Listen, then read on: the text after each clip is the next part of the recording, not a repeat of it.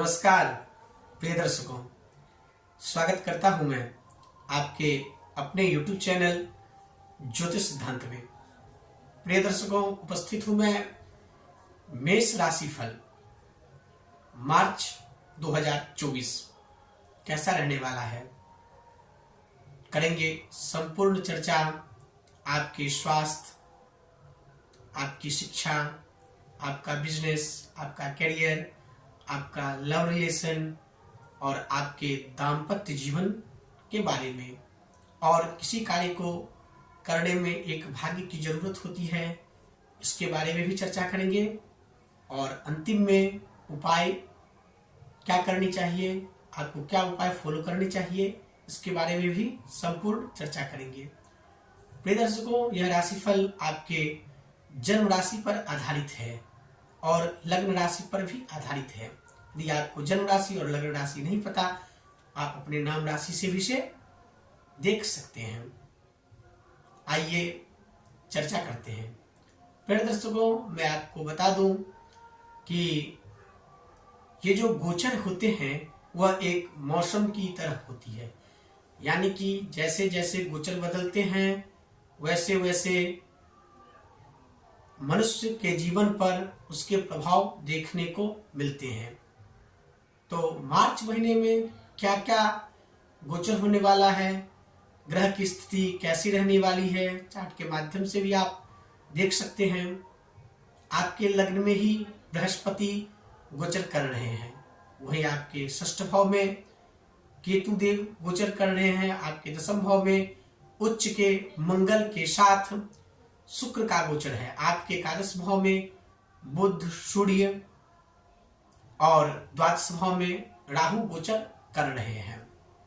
इनमें से बुध और शुक्र 7 मार्च को अपनी राशि परिवर्तन कर लेंगे, 15 मार्च को सूर्य देव अपना राशि परिवर्तन कर लेंगे और 16 मार्च को मंगल अपना राशि परिवर्तन कर लेंगे। यानी कि जैसे जैसे परिवर्तन करेंगे वैसे वैसे आपकी लाइफ में कुछ ना कुछ देखने को अवश्य मिलेगी, उतार चढ़ाव ये अवश्य। मैं आपकी स्वास्थ्य की बात करूं तो आपके षष्ठ भाव में केतु देव बैठे हुए हैं और षष्ठेश आपके बनते हैं बुध, जाकर के एकादश भाव में बैठे हुए हैं, जो कि 7 मार्च के बाद अपनी राशि परिवर्तन कर जाएंगे और त्रिक भाव में चले जाएंगे, द्वादश भाव में चले जाएंगे, त्रिक भाव में चले जाएंगे। तो त्रिक भाव में जाना थोड़ा सा अच्छा नहीं है, तो आपके स्वास्थ्य को लेकर परेशानी देखने को मिल सकती है। आपको अपने स्वास्थ्य के ऊपर ज्यादा सजग रहना है, क्योंकि मार्च महीने में आपको स्वास्थ्य का विशेष ख्याल रखना है। मैं बात करूं आपकी शिक्षा की, यदि आप विद्यार्थी वर्ग से आते हैं तो आपका अहम शिक्षा है पंचम भाव। पंचम भाव से शिक्षा का विचार करते हैं। पंचम पति आपके बनते हैं सूर्य देव, जो कि 14 मार्च तक आपके एकादश भाव में गोचर कर रहे हैं। उनकी दृष्टि आपके पंचम भाव में है, तो 14 मार्च तक कोई चिंता की बात नहीं है। 14 मार्च तक आपकी शिक्षा दीक्षा बहुत अच्छी रहेगी और चलती रहेगी। उसके बीच में यदि कोई प्रतियोगी परीक्षा या कोई एग्जाम आपने दिया था तो वो सब क्लियर होने के चांस है। लेकिन इसके बाद सूर्य देव अपना राशि परिवर्तन कर जाएंगे और मीन राशि में प्रवेश कर जाएंगे। द्वादश भाव त्रिक भाव है, तो उसके बाद शिक्षा के क्षेत्र में उतार चढ़ाव देखने को मिलेगा। आपका पढ़ाई में मन नहीं लगेगा या किसी ना किसी परेशानी से आपका पढ़ाई थोड़ी बहुत बाधित हो सकती है। लव रिलेशन पंचम भाव शिक्षा का तो है ही, लेकिन पंचम भाव लव रिलेशन का भी है, प्रेम प्यार का है। यानी कि आपका संबंध किसी दूसरे व्यक्ति से कैसा रहेगा। यदि आपका कोई बहुत बड़ा प्रेमी है, सहमेलू है, तो मार्च के महीने में तो ऑल ओवर देखा जाए तो सूर्य की दृष्टि है, बुध की दृष्टि है। 7 मार्च के बाद बुध परिवर्तन कर जाएंगे, तो बुध के परिवर्तन करने के बाद ही चूंकि शनिदेव की दृष्टि भी पड़ रही है, तो आपके अपने जो है, आपका जो कोई बहुत प्यारा है, उनका साथ कम मिलने वाला है। लव रिलेशन में थोड़ी बहुत समस्याएं देखने को मिल सकती है। मैं आपके करियर की बात करूं, करियर दशम भाव से करियर का विचार करते हैं। दशम भाव में उच्च के मंगल हैं 16 मार्च तक। 16 मार्च तक क्या कहना आपको, कैरियर के क्षेत्र में नए नए आयाम खुलेंगे, नई नई आपको उपलब्धियां प्राप्ति होगी अपने कार्य क्षेत्र में। यदि आप बिजनेस करते हैं तो बिजनेस में भी आपको बहुत तरह से बिजनेस को एस्टेब्लिश करने का मौका मिलेगा 16 मार्च तक। उसके बाद मंगल देव अपनी राशि परिवर्तन कर जाएंगे, एकादश भाव में चले जाएंगे। क्योंकि आपके लग्नेश हैं, लग्नेश एकादश में बहुत अच्छा माना जाता है। तो आपके लिए बिजनेस के लिए और कार्य क्षेत्र के लिए बहुत बढ़िया देखा गया है। यह मार्च महीने में आप नए बिजनेस खड़ा कर सकते हैं। यदि आप नौकरी चेंज करना चाहते हैं तो कर सकते हैं। पदोन्नति होने के चांसेज इस माह में मिल रही है। और मैं आपकी बात करूं भाग्य की, तो भाग्यपति गुरु बनते हैं, जाके आपके लग्न में बैठे हैं और अपनी नवम दृष्टि से आपके भाग्य भाव को देख रहे हैं। बहुत अच्छा। यदि आप कोई कार्य इस महीने करना चाहते हैं, कोई नया कार्य करना चाहते हैं, तो भाग्य आपका साथ देगा। धर्म कर्म से भी आप इस महीने जुड़ सकते हैं।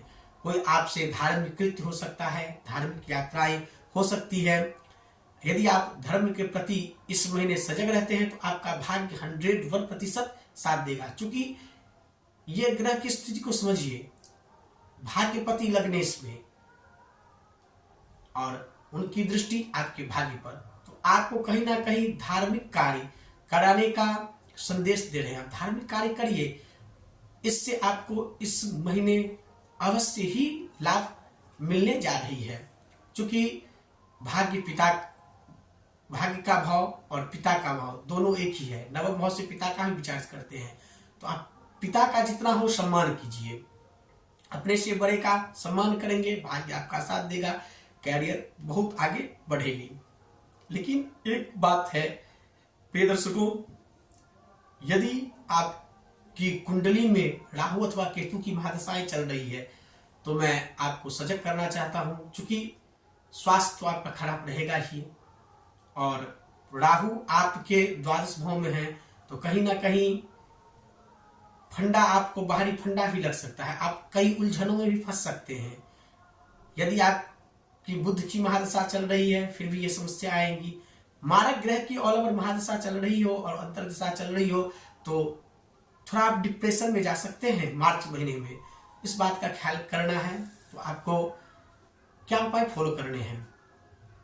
हनुमान चालीसा का पाठ कीजिए, सबसे बेस्ट है आपके लिए। सूर्य देव को अर्घ दीजिए, क्योंकि सूर्य देव को अर्घ देने से आपका आत्मविश्वास बढ़ेगा।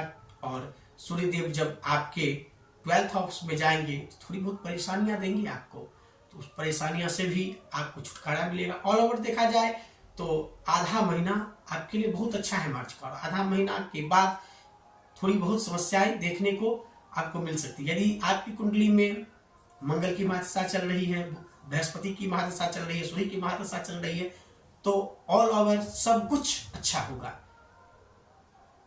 तब आपको कोई घबराने की बात नहीं है। लेकिन कुंडली की स्थिति देखना बहुत ही आवश्यक है। मिलेंगे अगले किसी वीडियो में, तब तक के लिए